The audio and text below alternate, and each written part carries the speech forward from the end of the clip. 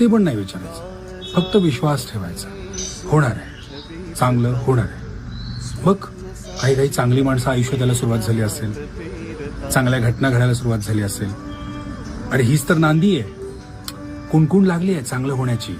On the way आहे, चांगले दिवस ऑन द वे आहेत, चांगली माणसं ऑन द वे, चांगली परिस्थिती ऑन द वे. फक्त तुला ना थोडं कळ काढायची. अजून गिव्हअप करायचा मूड व्हायला लागला की लक्षात घ्यायचं की नाही, आलोय आपण, जवळ आलोय.